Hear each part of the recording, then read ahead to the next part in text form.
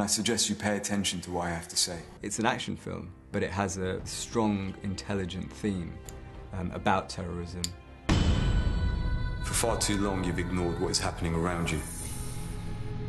You've not seen the inevitable that is coming. Clean Skin is a film about Sean Bean's character, who is an agent, Secret Service agent, ex-Special Forces, ex-Army, who's hunting a suicide bomber in his terrorist cell. He lives quite a lonely life, lives on his own. His wife was murdered in a bomber situation, a terrorist bomber situation, and that kind of adds a bit of personal revenge to his character. I want you to find who's responsible and stop him in whatever way you feel fit.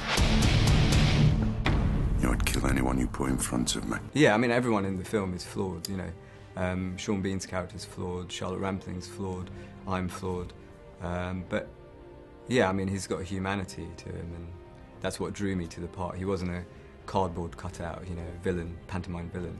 You find out why they do things. He explains why they do things. He doesn't justify why they do them. But spends a lot more time on, you know, how Abin is gradually recruited and groomed to be a young terrorist, an insecure boy, you know, British citizen, born and bred, you know, and hence the word clean skin. There's no criminal record or any criminal indication that he could be working for, you know, this terror organisation.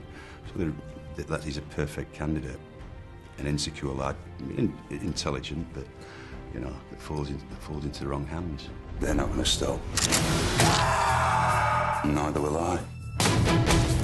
I'm going to find every one of them. I started when I was about 20, you know, 19, 20, and I didn't really have any desire to do any acting before that, you know. And I wanted to draw and paint. I used to like drawing and painting, and I did quite a bit of it at school. And I was very, very good, you know, and won like prizes like that British Book of Birds. That was a guide to the British Book of Birds. That was about the prize when I was at school in like the 4th year or something like that. I kind of went to a few art schools, and I never really could kind of, you know, got my head around it. And so I just joined a drama school, you know, that was kind of in parallel with that. And I thought, well, I can do this. I'm all right with this. I was trying something, and I wasn't very good at anything, really. I was all right, but with acting, I just felt really comfortable, you know.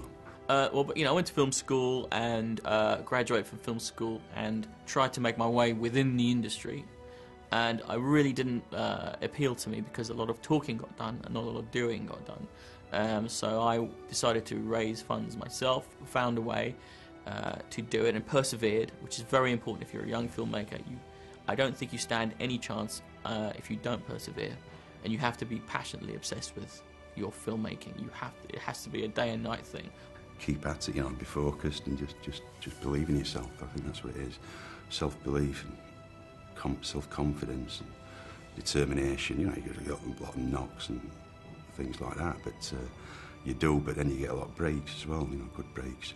If you believe in what you're doing and you have the talent, you have the passion, the commitment, then you can do it, you know, and it requires a lot. It's a lot of passion, you have to have a very thick skin, always getting rejected for things that you want to go up for and, you know, you're not right for. But as far as like anybody inspirations or influences is concerned, I think it's just like watching people, you know, on television, you know, and on films when I was younger. I was kind of registering it all and taking it all in, but I didn't necessarily know that would influence me to become an actor.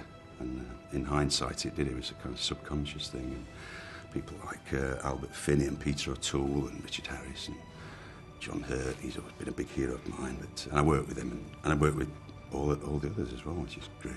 Our job is to do what's right. An eye for an eye, yeah?